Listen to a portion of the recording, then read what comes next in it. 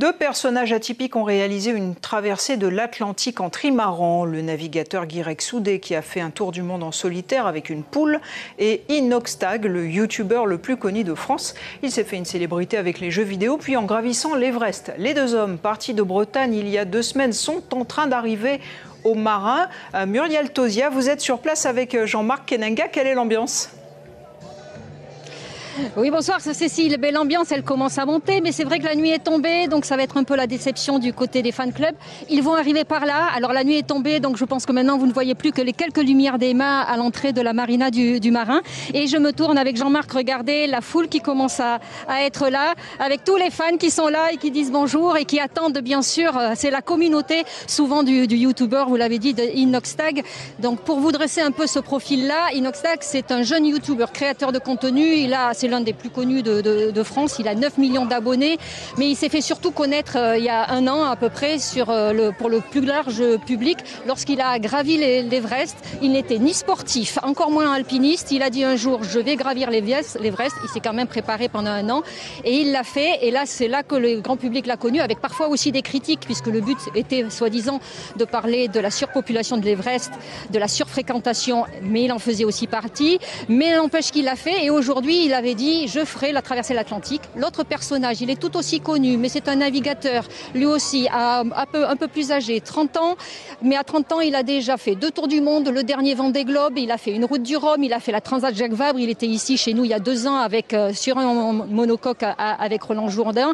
Et lui aussi s'est fait connaître du plus grand public, particulièrement pour son tour du monde lorsqu'il était encore jeune. Pendant 5 ans, il est parti au tour du monde et avec une poule qu'il a appelée Monique et qu'il a accompagnée pendant tout son voyage. C'était un documentaire attachant, il en a fait un livre, un documentaire, et c'est là qu'il s'est révélé aux yeux du grand public. Et aujourd'hui, il a des gros projets de voile. Mais ce qui nous intéresse aujourd'hui, c'est ces gens-là et pourquoi ils viennent. Alors je me rapproche de Simon Jean-Joseph, le directeur de la marina du Marin, parce que là, il y a une organisation qu'il a fallu mettre en place, parce que c'est pas tous les jours qu'on a ces youtubeurs, ces gens connus sur le web, et qui donnent une visibilité à la marina et à la Martinique aussi.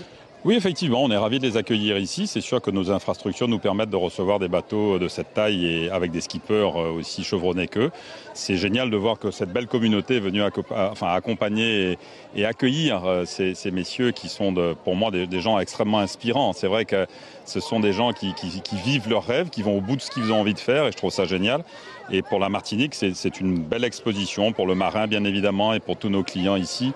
C'est génial, donc on est ravis de les accueillir. Et c'est vrai que c'est une jeunesse particulière, puisque par définition ils sont sur les sites, les réseaux sociaux.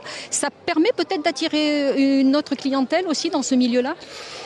Je ne sais pas, ça serait difficile à dire. En tout cas, en termes de notoriété, forcément, et en termes d'ambiance ici, c'est très sympa. Et surtout, de faire rayonner la Martinique par leur passage ici, c'est très bien pour tout le monde. Donc, je crois qu'il faut qu'on en profite.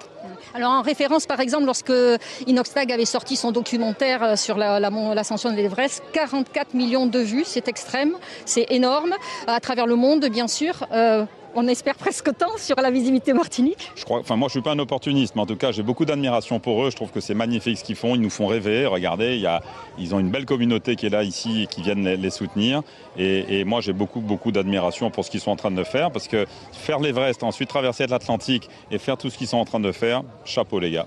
Alors 300 personnes, un peu plus de 300-400, mais ça pourrait monter d'ici là, qui attendent ici sur le quai. L'arrivée des navigateurs, pour l'instant, est prévue, allez, on va dire dans moins d'1 heure, mais vous savez, voilà, ils sont chauds, ils attendent, ils le surveillent aussi sur ses posts sur les réseaux sociaux. Nous, on le surveille aussi. Vous aurez les images demain dans nos journaux télévisés et leur interview en radio. Donc, on attend encore un petit peu. D'ici 1 heure, je pense, le temps qu'ils arrivent ici au ponton numéro 4 de la marina du Marin. Et on vous parlera donc de ces 2 navigateurs au profil atypique. On va les suivre. Merci beaucoup Muriel Tozia, Jean-Marc Kenenga et Simon Jean-Joseph.